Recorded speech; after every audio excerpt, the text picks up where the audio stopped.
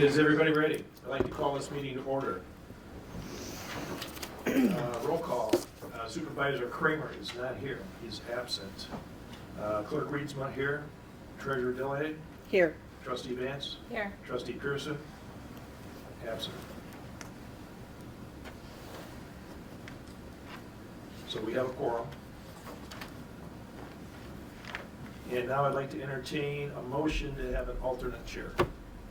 I would like to motion that Janet chair this meeting. I'll second that. Can I ask a question? Can you guys talk louder? We can't hear you at all. Sure. We're turning on the mics right now. Thank you. Could you hear me? I was using the mic. I can hear you. Okay, We didn't have the mic turned on yet, that's the problem. thank you. Thanks. I second. Mhm. So We need a vote. a roll call vote? No, don't think so. Motion. Just We have a motion and we have a second, now we need a vote. All right, Jan, All those in favor? all those in favor? aye. Aye. Aye. It's Okay. 3-0. All right. So I'd like to, there's going to be only one public comment tonight, because we only have one thing pretty much on the agenda. The North Star project, we will be talking about tax incremental financing report, but, so there'll be only one public comment at the end. This is an informational meeting about the Jeff Jakeway project down there by the Sturgeon. So I'd like to welcome the DDA to our meeting. Thank you very much for coming because we do appreciate your input on this subject. We're going to be talking about tax abatements, which is something that we've never done in this township before. So there's a big learning curve here for everyone, and we just need to make sure all the information that we're getting is correct and moving forward. So at that, I'd like to start with item number 3, the North Star project. And Lindsay, you're here from the MEDC. Do you want to hit the ball off and tell us what's going on about the tax increments and, tax abatements and things? Yeah, so, Tom.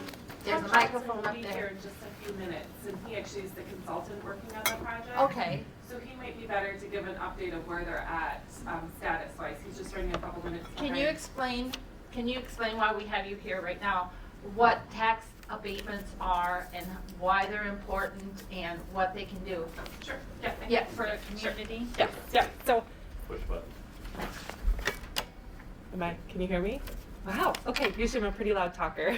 So for those of you who aren't familiar, I'm Lindsay Clark. I work with the Michigan Economic Development Corporation. I cover all of the northeastern lower counties and then also part of the Upper Peninsula for the MEDC. I work with communities and also with potential projects that are looking to utilize MEDC incentives and tools to assist with the development. So with our tools at the MEDC, we do look for projects to be a priority to the local community if they are also seeking state support. And so what that means is we look for them to be a priority in a warm and fuzzy way. So does this project meet your local kind of vision and master plans and the things that you locally and regionally want to see happen? And then also in a financial way. So for us to know that the project is a priority from your local community, it really is some sort of financial contribution to the project. So it rises to the top and we can say this is the biggest project in Tuscarora Township and they are supportive of it in this way and they want to see it happen. Does that make sense? And so as a state agency, we have limited funds in our state budget that we look to support projects all across the state with. And so as we're looking at potential projects, we need to know what projects are a priority for communities and that they have skin in the game and are supportive of that project as well. So there are a few different ways that communities can show that financial support of a project. That could be in the form of a tax abatement, like you were discussing tonight. It could also be in the form of like a facade grant if you have a local facade program. Or it could also be in the form of some other investment into maybe like nearby infrastructure. Maybe you are providing water hookup to the project. So basically something that we can equate a value to that says the township is supportive of this project, really wants to see it happen, therefore they're contributing X, right? So I would say the most common forms of support that I do see is typically like a facade program or like a tax abatement. But it is absolutely up to you guys as a local community to identify and determine what that support looks like and kind of what the estimated value of it is. We don't have a set dollar amount of support that we look for towards a project, but I will say with limited funds in our programs this year, we really are looking for projects that are rising to the top in communities as high priorities. And so I would say as a baseline, I typically see around 10% of a project cost in the form of community support. And that's just a benchmark. Sometimes, we may see a little bit less depending on the size and capability of a community, or sometimes we may see a little bit more, again, just depending on that community's capacity and wherewithal and what they're able to do. But we absolutely need to see some type of support coming into the project for us to be able to look at also participating from a state level.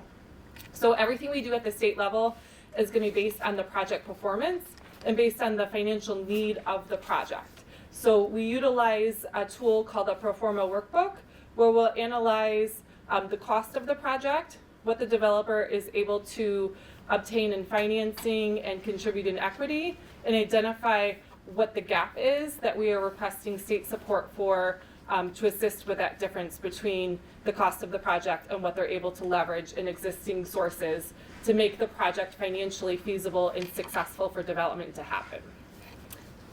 Any questions so far? And anybody can ask a question. Yes. You don't have to. Yeah. It's kind of informal.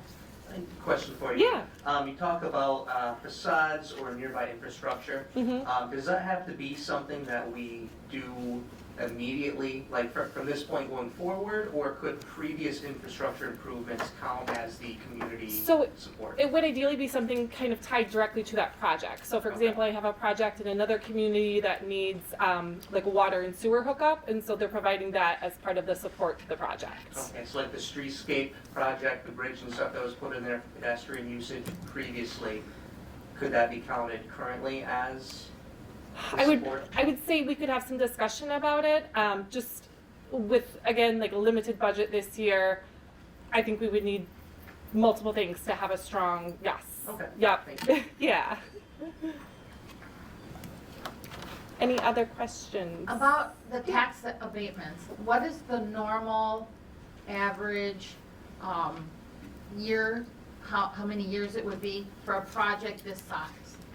So I unfortunately don't have that data. Every community is a little bit different. Some communities have a program where they have like a scoring rubric associated to their tax abatement program. So for example, they may look at the size of the project and the size of the investment and determine how many years that they are seeking a tax abatement for. Other communities grant tax abatements just based on the request and the demand for the project. So some are based like just independently, like per project, they determine how much they want to contribute. Yes, yep. And other communities have like a baseline, more or less. Yes, yeah. So, and I've shared with Bob a few examples from other communities who have put together kind of like a scoring system that looks at the amount of investment, maybe like the number of residential units, different measures that they've identified locally that they want to look at with a project to determine how many years and the financial need for the incentive. Yes,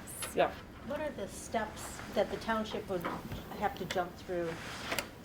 Yeah, so it's going to vary depending on which abatement tool you look at.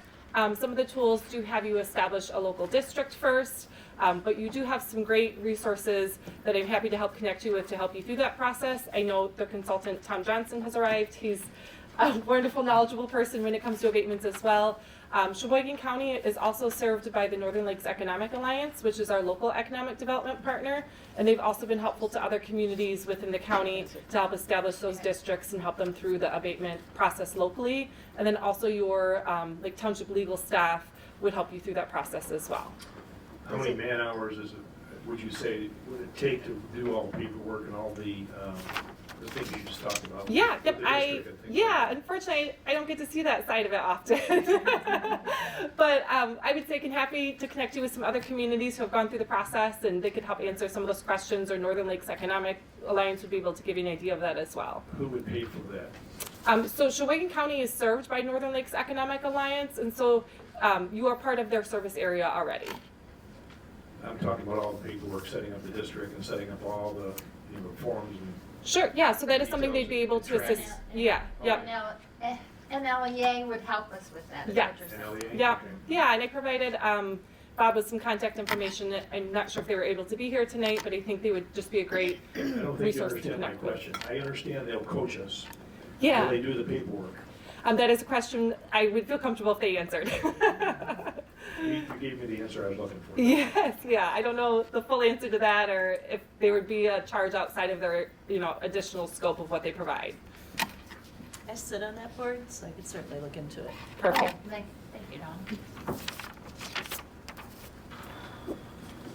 How long does the process take? Because it was outlined in the Commercial Rehabilitation Act, Mm-hmm. A multi-step process that has at least 4 or 5, key steps to the point where they create a commercial rehabilitation exemption certificate replacing, and a tax replacing property taxes.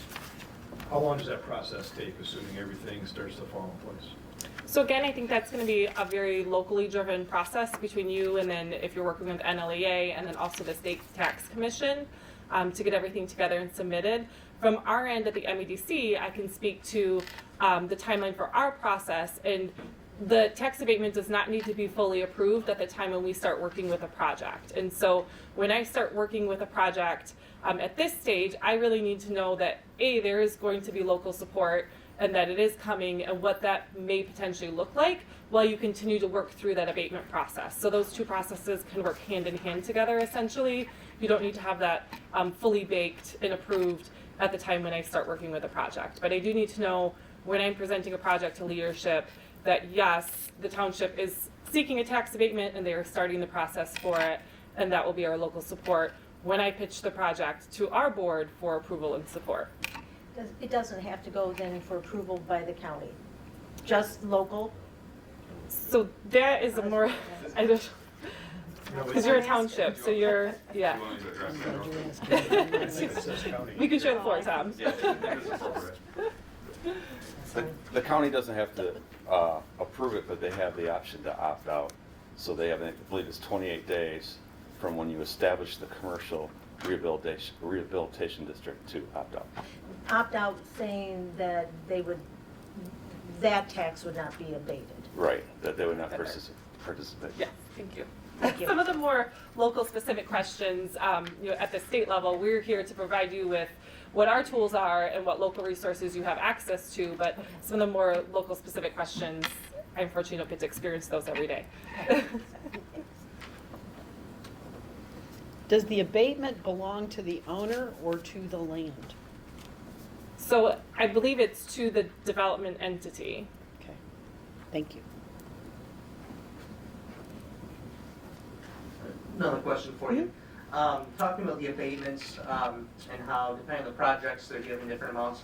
Is there any sort of information on like a standardized or recommended abatement depending on the amount of money put into the scale? Or is it just kind of every area determines based on that amount how long or what they're going to give them? So I think the best answer I have to that is I can provide you with the framework that other communities have put together, and then you guys could review those different programs that communities have and then determine what you think is a good fit for your Tyler, community. I forwarded the one from Rogers City. I don't know if you had a chance to. I think I did see one of the links, yeah. So yeah, we try to provide some resources, and there's a few others on our website that I can direct you to as well, but we try to provide some good resources of examples that we've seen from communities across the state to help kind of give that guidance. Yeah. Yep. Another question.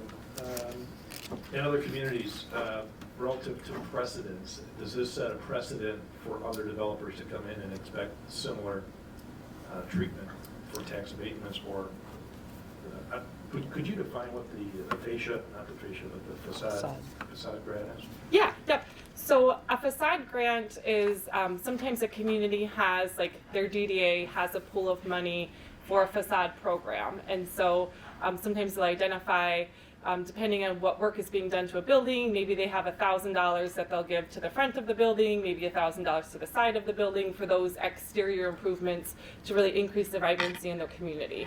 So your neighbors in Sheboygan and Alpena currently have facade programs. I believe Rogers City is also looking at one in the future as well. And so by having that pool of money that you're able to dictate to projects that are a priority to you is another way to show that local support. I would say the difference between using that tool and using a tax abatement tool would be for a facade program, you need to have a pool of money that you can grant out versus a tax abatement. You're not necessarily giving cash out, right? You're forgiving some of the increase in taxable value. And so sometimes that's the difference between what tool communities look for, just depending on what their budgets look like. And so it is important to know, I forgot to remind everybody of this in the beginning, a tax abatement is a tool that is used on the increase in property value. And so the township is still receiving the current tax base if there is a tax abatement on the property. And so, people would need to invest in a property, usually a substantial amount of money, in order for there to be enough of an increase to seek a tax abatement. Can they do it in percentages? Like, could you give a 20% tax abatement, or is it just generally like you stay where you are right now, and then at the end of the tax abatement, you go up to your new amount? So are you thinking, like, let's say there's a property today that has a $1,000 a year tax base, and then after they improve the property, maybe it's $10,000 a year. So you're thinking of, like, maybe the abatement would be 20% of that? Is it possible? I mean, is that something that you do? Is it Yeah, I think anything's possible as you look to build out maybe a local program. You're deciding on the amount and the term.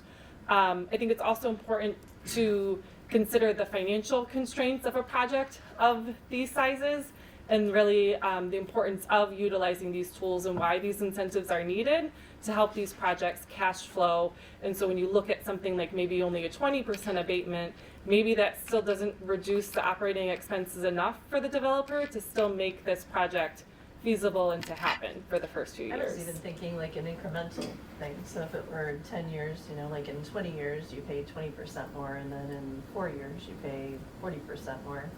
Like, has that been done? I'm not sure if I have any examples of, like, staggered percentage-wise like that. Any other questions? Yeah, I do. Is there anybody that would give us financial assistance, not financial assistance, financial coaching in terms of whether this was a good investment on the township's part from a net present value analysis of some sort? In other words, future cash flows discounted to today's investment that the abatement we're looking at. I understand what you're saying about that the current tax, property taxes continue for a period of time. Eventually they become what they call them something else. After the abatement's approved, they call them a CRD tax. So basically they switch gears on you in whatever the year that those begin. But in any case, it's still money out the door. So say you create the property, it takes 2 years to develop the property to the point where it's perhaps complete and hopefully achieving its maximum cash flow. Obviously the investment's known at that point in time in terms of the total dollars into the project. And then in years 3 through 10, you're basically foregoing what that could have gotten you had you not done the tax abatement. So in other words, if it's worth $55,000, I think as Jeff said, in terms of future property taxes, and you're missing out on those for years 3 through 10, which is roughly $350,000. Obviously, some of that would be discounted based on the value of the dollar over time, but nonetheless, how does that enter into the financial well-being of the township? Sure, yeah. So I think the Michigan Township Association could be a good resource for that, and also possibly the NLEA to kind of look at your financial side of the equation, right? I think the other half of that argument is if development never happens, you're never getting anything right. So where's the happy medium lie? Yes, yeah, Yes, exactly. yep. I think that's a fair question. Is there any other questions from anybody? Okay, so we have, Oh, I do have one more question. okay. Yeah. I'm sorry. They, I believe it talks about setting up a district. We already have a downtown development district. Sure, yep. Do they have to set up another district in addition to the DDA?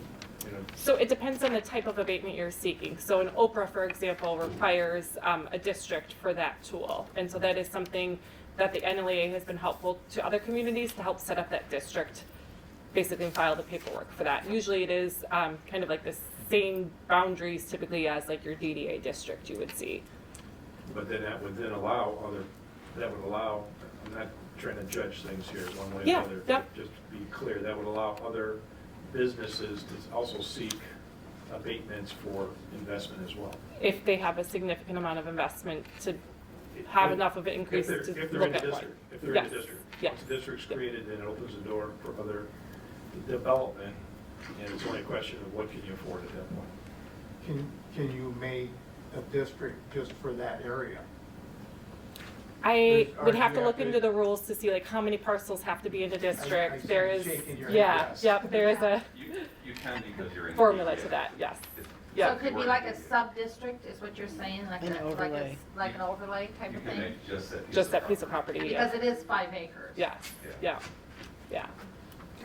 And the rule is less than 3, you have to be in a DDA. So then you could rule every individual case. On a case-by-case basis, Yeah. yes, You're yeah. doing And then you could also have a scoring system, whatever you see fit, to help with some of that determination as well.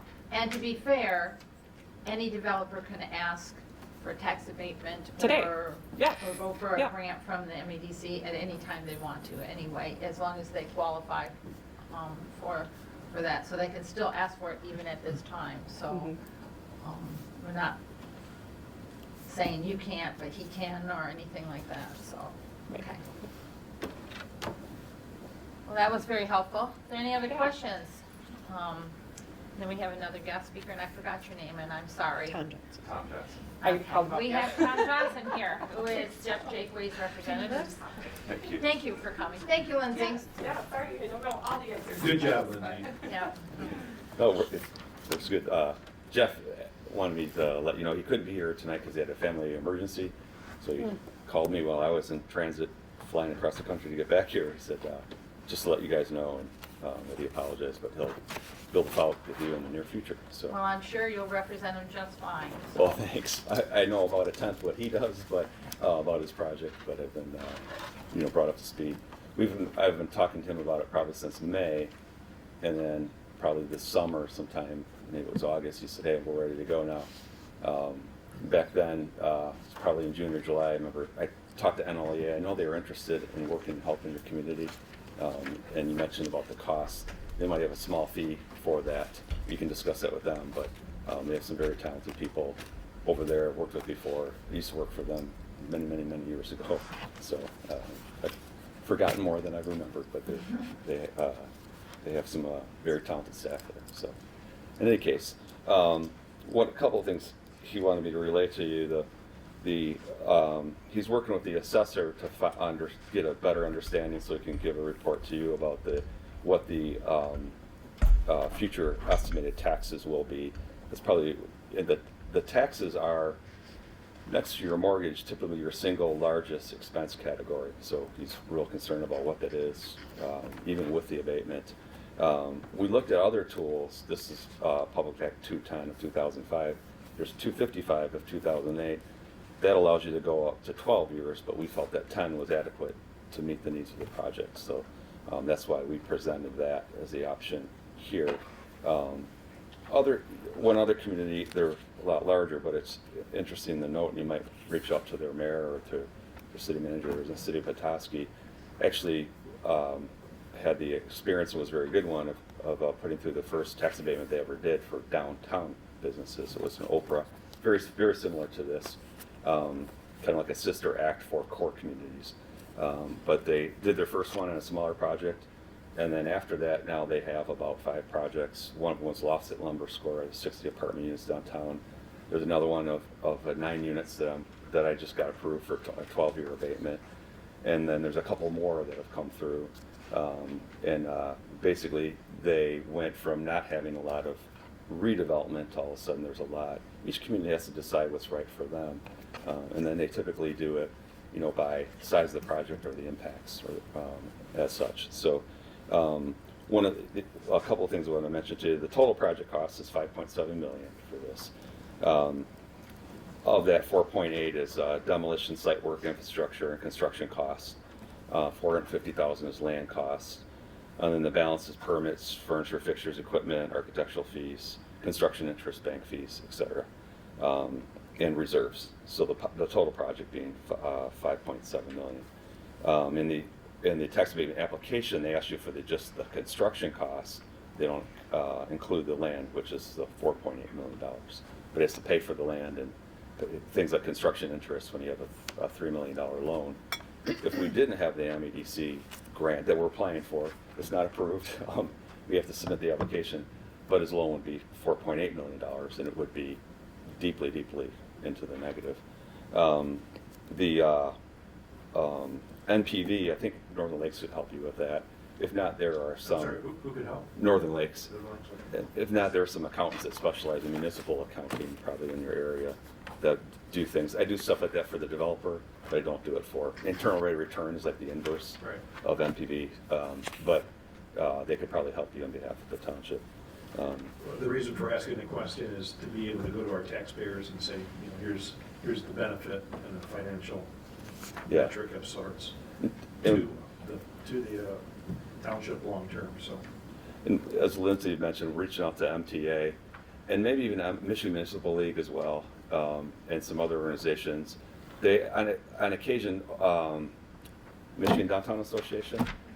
They might have some information too about where they talk about where communities are at, say, 10 years later on various projects and how much new development and tax base that incented. And I don't want to speak on behalf of any one community. You list some examples. It's better if they do that. But you typically show an uptick in new investment in new tax base because what happens is, particularly in smaller communities, your markets aren't as large, right? You have about 2,000 people in Indian River. So when you have rural markets, they're not as large as some of the other ones. It's harder to incent new development. There's more risk in it because there's a smaller market size. And so communities that tend to be more forward in that and are working with groups like MEDC, because that's where there's a lot of leverage, and other programs that seems to attract new development. So things like this, and the policies tend to lean towards things that are in downtowns that have economic impact. This does. This will have 21 new jobs that they'll have that Jeff is calling FTEs. One of the things I want to mention is that in the project, he first has to do a lot of soil stabilization because I guess there's a lot of marl. I think that's because it's near the river, typically near lakefront. He has to pull out all the old infrastructure and then put in new infrastructure, and then he's going to set the 12 cabins there. He's going to have 10,492 square feet of retail space and food service and office. There'll be offices above for those. And then 2,300 square foot butterfly house that'll be a major attraction, I think, for the community. So some neat economic benefits being at the Gateway to the community as well. And additionally, when you look at cabins and hotels and hospitality and room nights, it generates about 7,700 day trips to Indian River. And typically, if you look at Michigan Travel and Tourism Bureau, some of the historic information, tourists tend to spend about $125 a day conservatively, sometimes a heck of a lot more when they go, but per person, when you average it even with kids. Tourists like to, if you look at some of the surveys that have been done over the last 30 years, one thing that was consistent tourists like to do, like to eat out and shop, and which always blew my mind because I'm thinking, what happened to canoeing and hiking is down further, but eat out, shop, walking has come up to the top 4, but explore a small town. They like to get out, and even if you talk to the owners of different resorts up here and the operators, that when people come, they like to explore. And so when you have things that are an attraction, it tends to benefit everybody else. It's one of the things that in the application we will note as one of the economic benefits of this project, because it should pull in new people with disposable income. It'll help that business, of course, because if it didn't, they wouldn't open it up, right? But also that tends to spur on other investment and help other businesses as well. So it's basically, economic leverage. And then the tax abatement details we mentioned before, and Lindsay, noted about the act, and essentially that they pay. I look at their tax cards, $8,548 per year in taxes. So they'll continue to do that with the heavily allowed increases in state tax commission. How much was that again? $8,548. It's a combination of summer and winter taxes. So that will continue to be paid. And then what he's requesting is a tax abatement for a period of 10 years. It's a long-term investment that helps.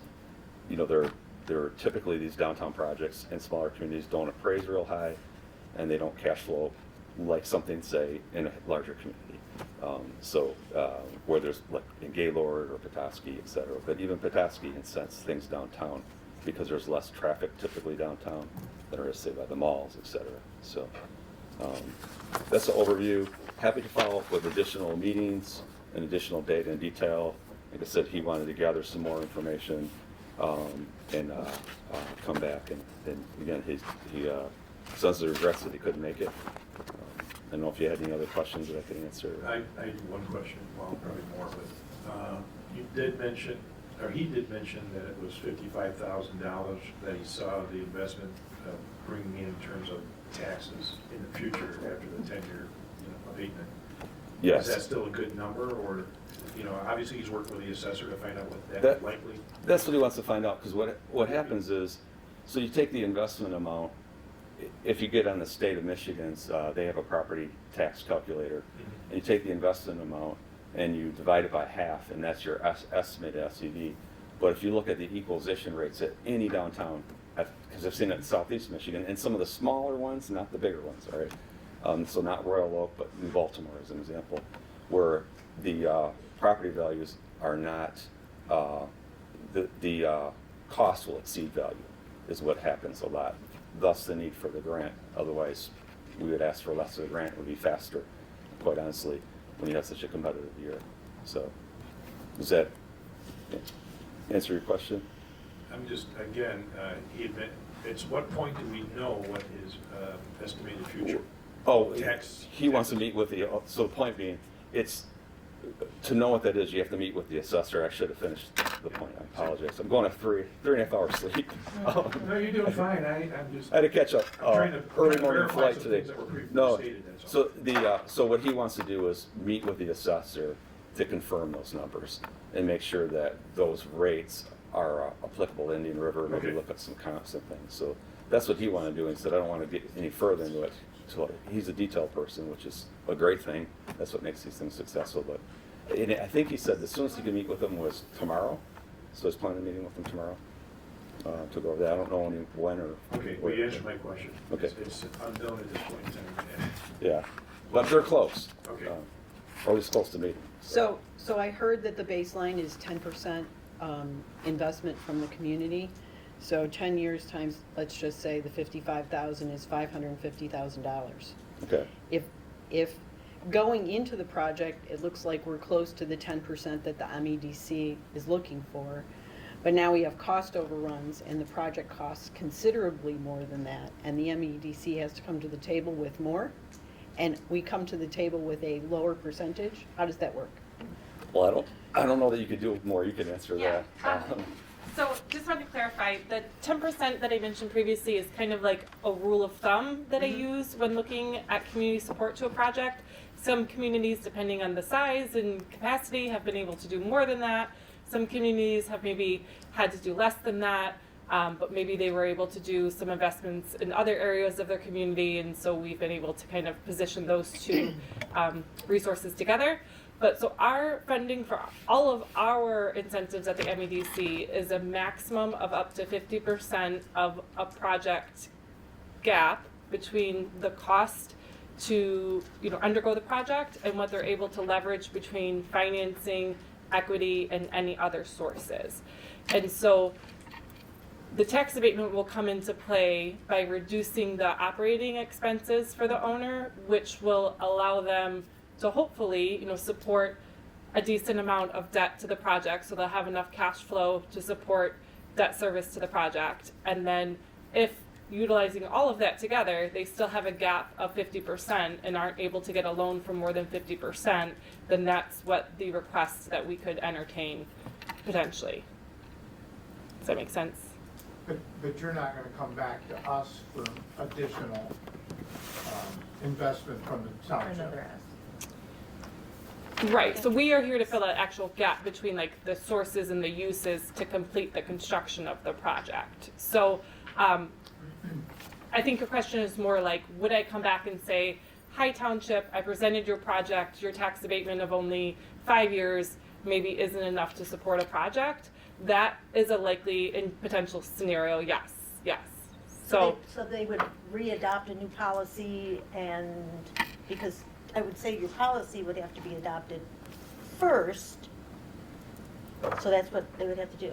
So the way our process at the MEDC works is I receive pre-application materials from a project, and I present those materials to our leadership preliminarily to gauge our support for a project. And then we may say, yes, we like this project, we're comfortable with it moving forward. We may say at that time, there's not enough local support, maybe the project just has a bigger need than what we're able to address. So then we would continue to work through that during our application process. And then at the end of our application process for the incentive to be improved, we go to the Michigan Strategic Fund Board. And so with a project over $1 million actually involves a presentation to the Michigan Strategic Fund Board. And at that time, the board would be able to ask questions and then approve or not approve a project. And if a project is not approved at that time, then we may come back, rework the project, and go back in for another presentation. We really try not to have that happen, so we really try to do a good job of vetting our projects and knowing that we're aligning with the priorities of our board before we get to that point.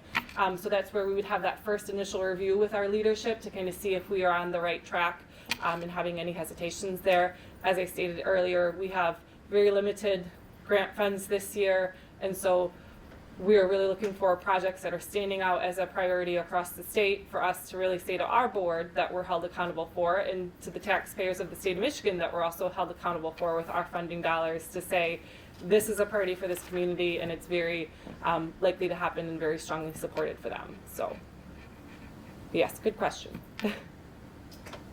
So I thankfully have not had that happen of any of my projects. I think Tom's kind of Never had that. yeah.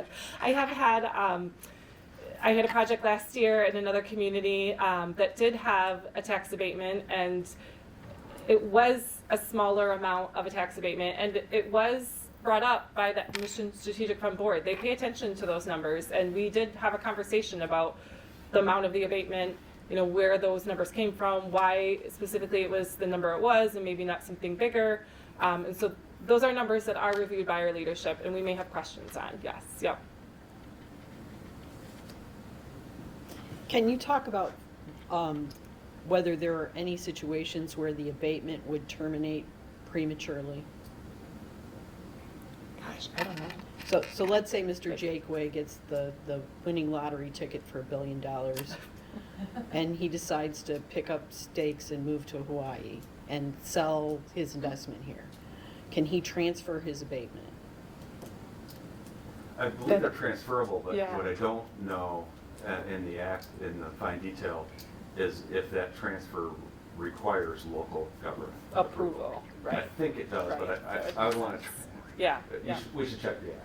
Yeah. I don't want to think too much on that. What else should we be concerned about in terms of the abatement being terminated prematurely? I mean, the biggest thing would be, first of all, the project has to be completed and there has to be that increase for this even to be in effect, right? And so if, let's say a developer starts construction on a project and then for some reason isn't able to complete the project, would maybe be a concern. But then again, you wouldn't have that increase to even have the abatement go in effect if for some reason they didn't fulfill and actually build the project. So does it have to be completed within a certain percentage of the scope of the original plan, or is there absolutely no wiggle room? Where there has to be an increase in taxable value for the abatement to even work in the first place. So if they Right, but just let- like but put a let's- shovel in the ground, there's no increase, right? Let's say somewhere along the line, he decides to keep the cabins and the butterfly house, but nixes the ice cream and the pizza. So then I think his assessed value would be different than what you're projecting right now, which would, again, determine how much is available for an abatement then. So you, But you wouldn't totally nix the idea of an abatement just because of scope creep either way, down or up? as far as our programs go, if he had a change in scope to the project, that's something that I would still just talk through to him to make sure it's competitive for what we are seeking for on a project And basis. They typically, if once a grant's approved, Right. say he spends half the amount, they typically will drop the grant by half, is what my experience is. Right, yes. That's- So like, if we've started a project and over the time of the application, the scope changes, then our incentive amount can change. So the maximum we can do is 50% of the project costs, right? So if he's going from a $5 million project to now, it's a couple months in, for whatever reason, I can only do a $2 million project, our maximum would only be $1 million of that then, again, based on other sources and what the gap is. Once we have a fully approved project, we also have a legally executed grant agreement that identifies the amount of private investment they're committing to the project, what, like the square footages they're activating, what uses they're putting into the project. We have a compliance department that works with all of our grantees to ensure that they are constructing and doing what they've described to us with their grant dollars. What would be the terms of the grant? In other words, is it payable upon completion, or is it 25, 50, 75, 100? Yeah, until good question. completion? I mean, what? Yeah, so our grant funds are dispersed at certificate of occupancy. So usually they have construction financing in the interim to actually build the project, and then once they have a certificate of occupancy, then they can work with our compliance department to submit their invoices and sworn statements to have that reimbursement. So we are a reimbursement basis Okay. after it is constructed, yes. Very familiar with that. Yeah. Yeah. There's pros and cons to that. Yeah. Question, Tom, Yes. if Mr. Jakeway does not receive the grant, since it hasn't been approved yet, how does that change the project? It's better he speaks to it, but I think he wouldn't do it. I don't run his business. I'm here to Right. do the grant. I look at the projections, the financials, the economic feasibility, et cetera, et cetera. But he's expressed to me several times that he didn't think it was doable at this scale. I don't know if he would severely, if he did anything, I know it would be severely downscaled. He was concerned about not only the grant but the taxes. It's a typical, he's a very successful business owner. The guy is constantly working, he's going, but he vets things out really carefully, and he's being careful of economic ups and downs, inflation rates, labor, all that, and watching this. So I know he was concerned about doing it without the grant and without the abatement, and even the tax amount, because it all have major impacts on future operations, right? You make that big investment in a small community, and he's on the hook for that 5.7. Definitely the bank loan he's on the hook for, meaning that he's gonna have to sign a guarantee or pledge some assets for that guarantee. He's not gonna get it based just on that property, typically, because of the way they appraise, et cetera. So for the bankers, and you can maybe affirm that or not. And then the construction loan, he has to be able to front and have that underwritten, because you have a higher loan-to-value ratio, much, much higher, before the grant. And so that's probably like an 85% LTV, and typically what happens is the developer has to provide the financial security to make that happen.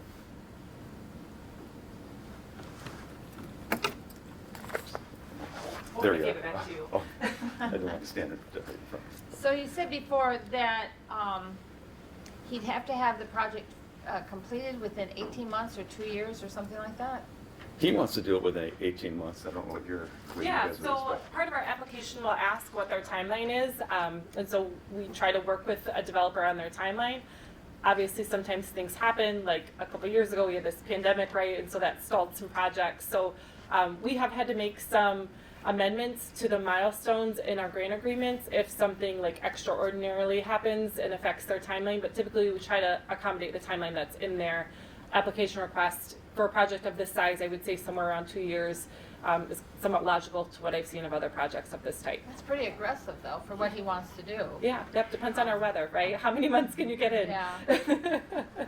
His, in the tax abatement application, he and I have been working on that. The time frame that he has for start construction is July 8th of 2024, and to be done 18 months later, January 8th of 2026. So that's what he's looking at, 18 months. Well, that's very aggressive. Could you say that again? It'd So, be 18. begin construction July 8th, pending MSF board approval, all Yeah. those things, right? I But understand. that takes several months, about 6 months. So July 8th of 2024 to begin, and then to be done by January 8th of 2026. So that should be 18 months later. Thank you. You're welcome.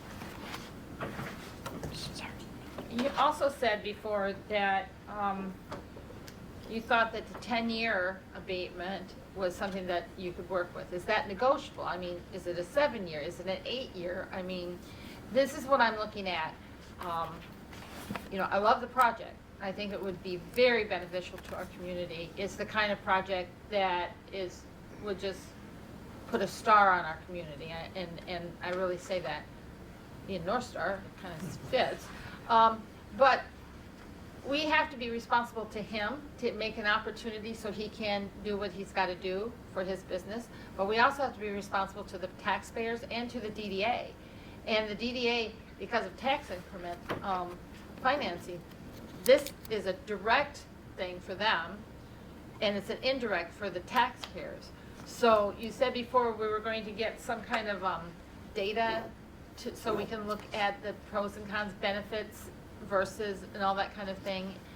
Is that going to be available to us before we make this decision? Some of it we can provide it. Some of it I think you need to have either NLEA or work with MTA to do on behalf of the township, Okay. as far as what the return is. I know, and from his perspective, he has a 20-year mortgage on it, and he's concerned about future economics, how that will work. So he's looking at a 10-year abatement is what he feels is best for the to have the most stable investment he can. And it's not, these developments like this don't hit it out of the park like if you were to do a mixed-use development, say in Royal Oak or in Mackinac Island in the center of town. So it's a little bit more risk, and he's concerned about that. Taxes being one of the biggest expenses that he has. It's like close to $900 a day on just the mortgage. And so, knowing that there's a little bit, and so that's really easy in the summer, but then when you have, the shoulder seasons like March and February, and I look at hospitality numbers all around here, and they might be at 18%, and they might be empty some nights. And so those nights you're writing checks as opposed to receiving them for expenses. So those are the kind of things you face over the long term. And then if you look at long-term occupancy rates in small communities with projects like this, they're going to be different than, like, say, if you have a Marriott hotel in town, which is going to probably hit 60% or so, and they'll be lucky, they'll be hitting to do that because those rates, again, that averages in, all the winter months, but also things like November, December, which things fall off a bit. That February, March, April can be really, really slow, depending on snow, and a lot of things. The March and April are always very, very slow, typically, in Right. most communities up here. So those are the kind of things that he's looking at, and that doesn't change. Let's say if you were to do a 5-year abatement, that doesn't change on year 6 or 7. Those forces continue because of the economics of the town. It's a big investment. It's a big chunk in a smaller community. Here, he loves it here. Obviously, his family's been here 80 years, et cetera. But it's still a big chunk of investment. And again, if something doesn't work, he's out that whole amount of money, right? That's the bank's not going to pay for that, and you don't expect him to. He's going to have the guarantees in place to make that happen, plus his equity. But that loan he's up for too. So those are the kind of things you look at when you look at a big investment like this. And could you restate the amount of loan that he's looking for? 3.3 million right now. That's for the loan. What about, and then 3.3 from 4.7 as the, It'd be $1.5 million from MEDC, 3.3 in loan, and the balance equity. That's for the takeout financing, right? For the construction, you would front the 1.5 additional in construction loan until the grant comes in. so 1.5 from MEDC, and what was the remainder? His personal. The Equity. 3.3 bank loan, 1.5 from MEDC, about $1 million in equity. I think it's $950,000. Okay. I really enjoyed Tom talking. I don't know why I want to jump back in here, but You're I doing just, great. just as you have some of these questions about really understanding like the financial need of the project, and so that is part of our process that we look at as well to determine if the MEDC can support the project, is that financial need. And so, as I mentioned, we have what's called a pro forma workbook that we look at the revenue assumptions that Tom has worked to collect data and put together, those operating expenses, so what is the tax bill either before or after an abatement, what is their heating bill, snow plowing, all of those daily operating expenses, what revenue is left at the end of the day after you pay your expenses, and then what size of a loan can that support. And so we look at a series of things like a debt service ratio, which is really the industry standard between a banking institution and the MEDC of about 1.2 to 1.25. So for every dollar of debt you have, do you have $1.20 to pay that debt? That's kind of like the benchmark. And so as we're plugging all these numbers together, I think Tom is finding that 10-year time frame is really what's making that project kind of hit those benchmarks that we need to make sure it is a financially viable project for the investor and for the state to help participate in. And so then we also look at things like the cash flow ratio and the rate of return on the investor's money, which we have a benchmark of nothing over 15% for a rate of return on investors' money to utilize our funding as well. And so basically that's saying a lot of the projects I look at have a negative rate of return. And so as an investor, they're putting money into a project and they're getting negative rate of return. I don't know how many people would want to put money in a bank and get negative back. So that just goes to show it's not very lucrative for them to keep putting more money into the project. And so that is just kind of a high-level overview of the financial analysis we do on the MEDC side when we look at also that financial need and support for a project. So yeah, as I mentioned, I think Tom's identified through working through the pro forma and modeling a series of these numbers that time frame is kind of what seems to work for the project to meet those benchmark numbers to make it successful for the developer, for the lender, and for the MEDC to look at supporting as well. Does that help? Yeah. Yes. Investments like a housing development typically will have a faster, higher internal rate of return because the returns are faster. Things like retail development and hospitality have longer term returns. It doesn't all come in at once where you're bought out, so they typically have lower IRRs or lower net present values, if you will. And so those are the ones that typically have a higher need. And I've been doing this for almost 30 years now. Their underwriters are tough. And it's a good thing because I'm a taxpayer too. I live in Michigan, obviously. But we have to meet that benchmark, and typically it's pretty tight to show, and that's after the grant. It just wouldn't work without it. And the tax abatement helps because they're, it's very, very similar. I've seen many financials, like thousands of them. And you do it long enough, and it adds up, right? But on these types of investments, you'll typically have a 1.25. You might have a 1.3 debt coverage if you're lucky, but it's just really rare that happens, especially in smaller markets. And so that's why these tools can be real effective. And if you look at some of your peer communities and some of the organizations like Michigan Downtown Association, Michigan Township, and even MML, because it's dealing with some of the smaller villages might be an MML member when they are incorporated. They might have some good data for you to share. I've seen some, because I've worked mainly in northern Michigan, I've worked all around the state, that you'll see some that are more aggressive, and you can see the results of it. You see some that are less, and each community is different, but I think it's real worthwhile exercise to contact. Northern Lakes might have some of that data for you too. I'm almost positive they would, but I think would be a very good resource for you in this area. I had a few questions for you, Tom, if that's okay. Yeah. Talking about like the benefit of the project to our local community here. Put down you had 21 new jobs that are going Yes. to be created by it. So running like the cost analysis of the business, do you know offhand what the average salary for these workers is going to be? I don't. I'll need to though by the time I fill out her grant application because Because they'll that's pass it. kind of what I was curious about, how many are gonna be like upper level management or department heads, how many are gonna be shift leaders, and who are just gonna be kind of the the grunts, I guess. Yeah. And then, for my own mind, I was curious what the sustainability of the incomes that are gonna be paid out to the individuals working there will be. Just because it's great to have new jobs in the community, but I just wasn't sure what the pay scale roughly or projected was going to be for each of these positions. Yeah, I don't have that right now, but we'll have that. So we'll report Thank you. that. Yep. Any other questions for Tom? I do have one last question. Okay. When will the financial statements be complete? And is that something the board can review prior to making a decision, or do you need a decision before that? We should have them, the main thing we need, right, well, there's two things. We want to confirm the bank interest rate for one, and then number two, and term, but we're looking at a 20-year term. And then the second part is the taxable value and what the taxes are. Those are two big items that affect the pro forma. And after that, I'll be willing to discuss it. And hopefully you can do it, well, he can dig into that, what the best method is. I can go through it with you, but for those that are new to it, it'll take us about an hour and a half or 2 hours. And I'm happy to do it because I do it a lot. I've taught classes in it.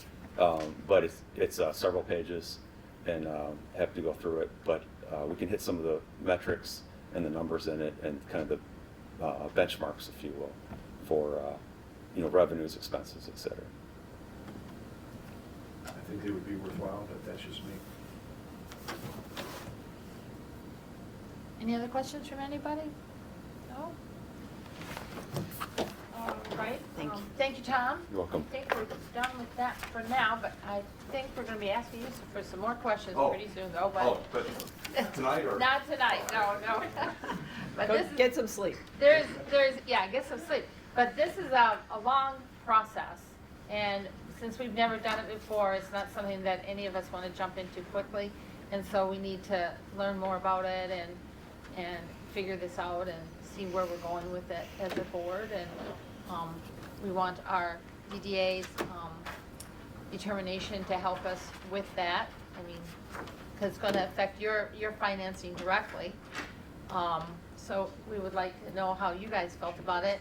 Also, I'd like to talk to our Economic Development Committee too and see where they're at with this program, with this project, and they probably, tell you the truth, have more experience with tax abatements since most of them are business owners and things like that, and developers and things. So that would be helpful to hear from their point of view on this as well.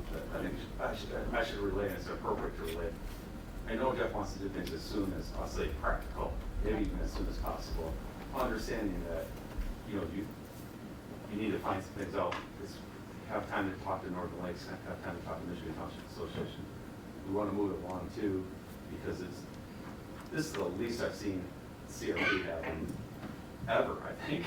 And so we want to get it in as soon as possible before funds run out. So there's a little bit of a timeline.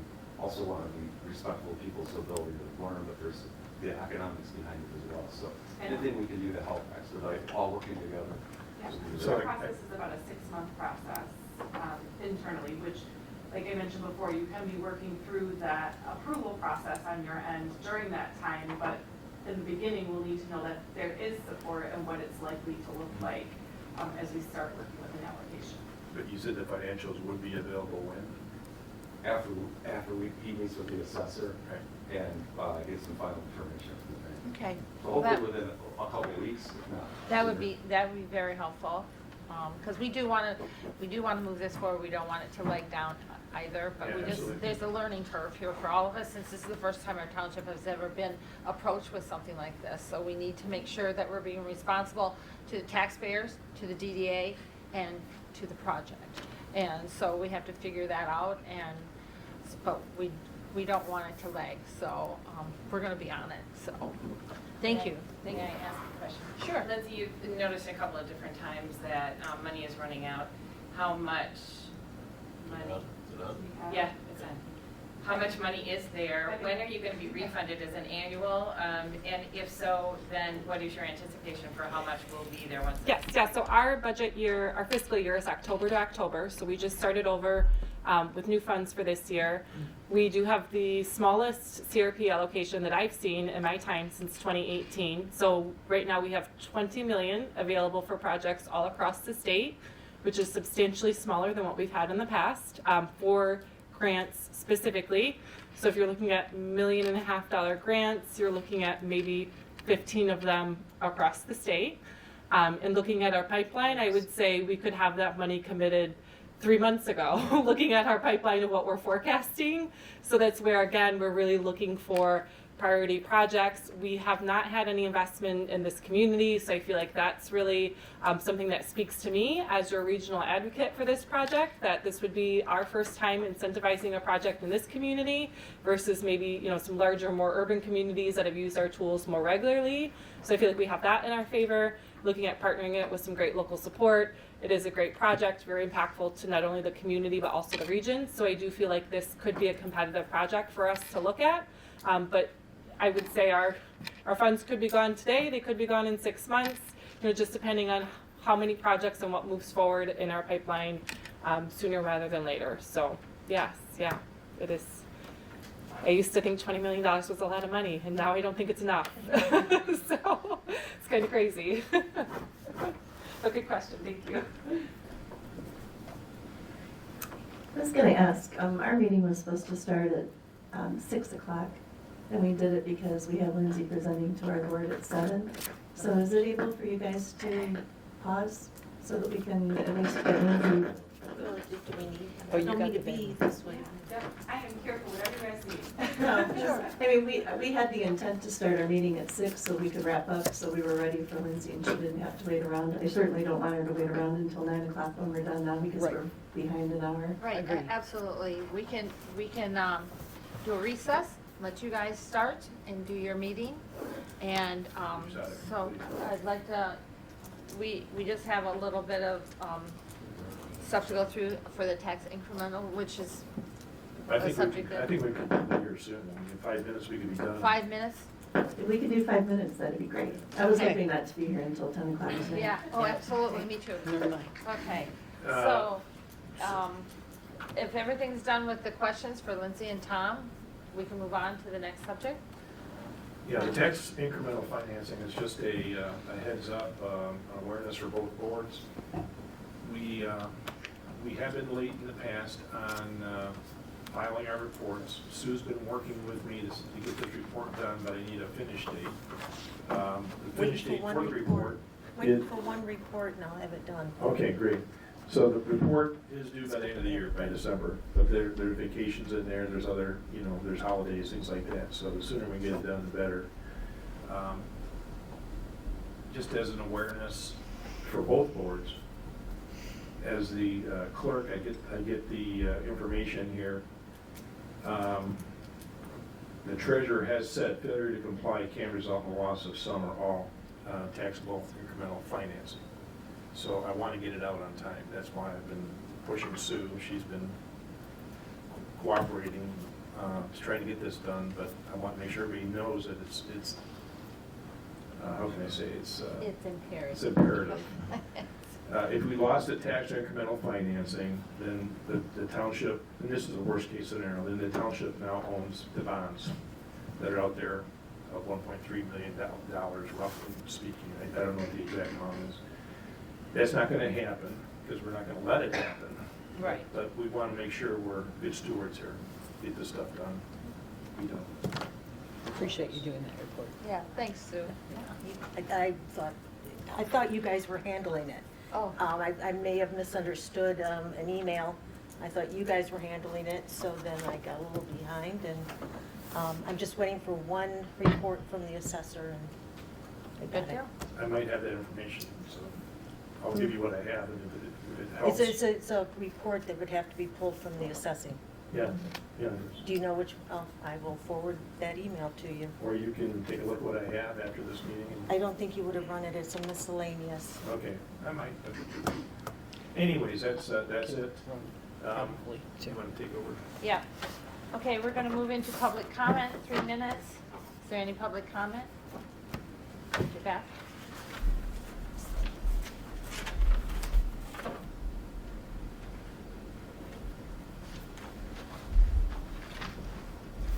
Just a quick question for this gentleman, I guess.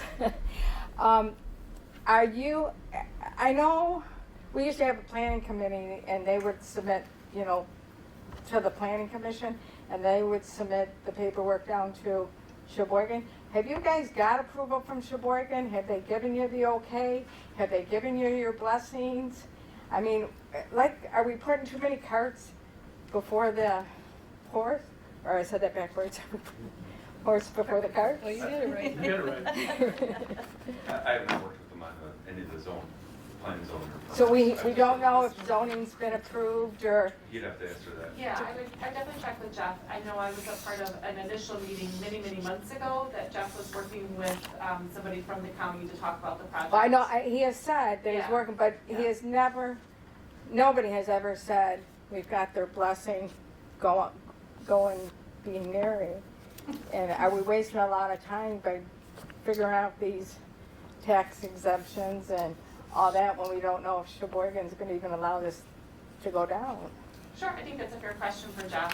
It sounded like in our initial conversations, they were overall supportive of the project, but as far as. Yeah, overall supported and Right. approval are Yeah, two zoning different approval and things. those things, yes, Yeah. that would be, I think, a good question to follow up with Jeff on too, yeah. Okay, Yeah. thank you. Yeah, That probably could be right under public comments. Sure, absolutely. Let me do that. Yes, if you'd like to do that, that would be great. She's going to read a letter. Let me put this on. Murdoch is the leader, if you will, I don't know the official title anyway, our leader of the Economic Development Citizens Task Group, and I'm a member of that as well. He had forwarded an email to me, and it reads as follows. Due to a delay of out-of-town commitments, my apologies for not being able to be at the township meeting in person. I believe the subject of a request for a tax abatement regarding the expansion and investment of North Star Gardens is to be discussed. From my understanding, the tax abatement request is not for a removal of existing property taxes, but a hold on additional taxes that would be levied after said properties are improved. Based on the large investment that North Star Gardens is proposing, and knowing that the township, Tuscarora Township, receives only a small portion of the property taxes generated within Sheboygan County, I would be in agreement to their tax abatement request. As a local business owner, I clearly recognize the effort and commitment such a large project would entail. If we can give them any additional chance of success, it is paramount that we offer the support.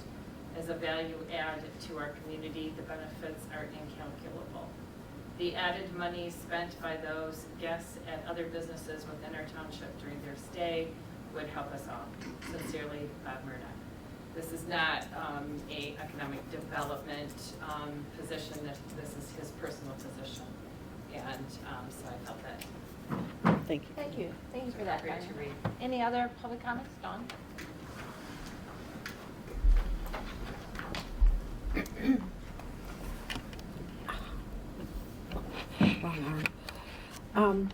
I wanted to talk real quick about, I've listened to Jeff's pitch a couple of times now, and one of the things that he's talked about is sewer abatements. And I wanted to talk about that. Last year, when the Planning Commission looked at the in-between project, we had Mead and Hunt do a sewer analysis, and at that point, with the in-between project, we were at 90% capacity. Since then, we've approved Jamie Thompson's 4-unit motel over here on Lake Street. We sold property up on M68, and according to Bob, we're looking at apartments, 80 units, some retail business, hotel with 60 to 70 units, and then Mr. Teeter's 12 units that he's looking at for residential man caves, whatever you want to call them. None of that was planned for when the sewers were set up. The sewer district was set up. Now you've got Mr. Jakeway's 12 rentals. Matt Whitener has expressed some interest in tiny homes. And then Mr. Waldron had expressed interest in tiny homes as well. So my question is we're adding way more capacity than we had anticipated, and it won't support it. We know that it won't, the sewer system currently will not support it. If we're giving away sewer abatements, who's going to pay to expand the sewer to, fulfill these obligations that we're looking at, or the anticipation of businesses that are going to come in? I'm very concerned about that. I think you're going to end up asking the business district for another special assessment, and I don't think that's going to go over real well if we're granting abatements to certain business people, not necessarily just Mr. Jakeway, but anybody else that comes in. So that's a concern. We're talking about the tax abatements. I would like to hear what the economic impact or the anticipated activity is. I'd like to look at the total cost. Like, what are we giving up to get this? You guys would lose some TIF financing if it stays the same as it is now, but if you didn't get that increase, how much are you giving up? What's the school district, the police, the library, et cetera? What are they giving up? And then last, I know Tony Boom is anticipating getting started on his project. When you do this overlay, are you going to consider him too if he comes in and asks for the same? Because I think his project would fit as well. So those were my questions and concerns. Thank you, John. Board comments?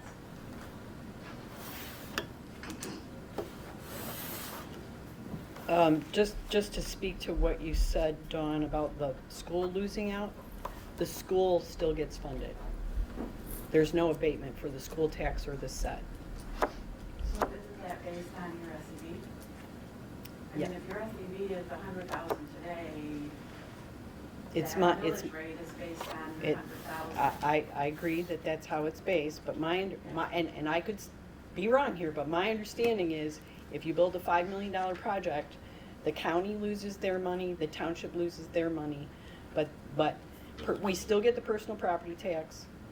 The school still gets their money. We still get the set based on. The school is exempt from that if it's a $5 million project. We can't exempt the school. We can't speak for the school to exempt their money. They'll still get, if it's a $5 million project, their tax, what they get will be based on That- $5 million, not that- 100,000. That's my understanding. Right. Am I correct? Yes. Okay. But the rest of it.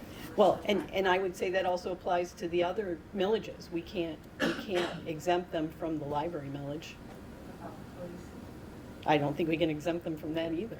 So it's like you're only giving up the township piece and the tax increment. And as I said, I can stand corrected on this, but that's where my head is at with this at this point. And with sewer abatements, I would personally, my opinion is that's an enterprise fund. It has to pay for itself. And so I would tread very lightly on any sewer abatement for any project. Yeah. We were not asked to even consider that. Right now, we're just dealing with tax abatement at this point. And that sewer abatement discussion hasn't even happened. We have not been approached with that. Not here with our board. No, you look at the last board, we talked about it, the last board, we talked about sewer abatements at both meetings. But I don't think that was part of our discussion. I don't remember that. But regardless, the sewer has to pay for itself. And as far as the other developments that's going around town, they have to pay into the system and we are currently working on a plan expansion right as we speak. So that will take care of itself eventually, whether or not it's going to be part of the phase 1, phase 2 project or not, because that's why it was built as a modular, so we could go ahead and expand it accordingly, and that would have to happen if phase 1 and phase 2 did not So go through. everybody's rates go up. When you say pay for it, you pay it for, it's paying for itself. Everybody's rates go up. Well, yeah, to a point, but they're paying into their REUs as well. And we do have some leeway on the REUs as we speak as well. But that's already being considered, that those projects are already underway, so. But thank you for bringing that to our attention. Anything else? All right, I think we're gonna. Motion to adjourn. Motion to adjourn, the board meeting, and so now it's the DDA, so. Thank you for your patience.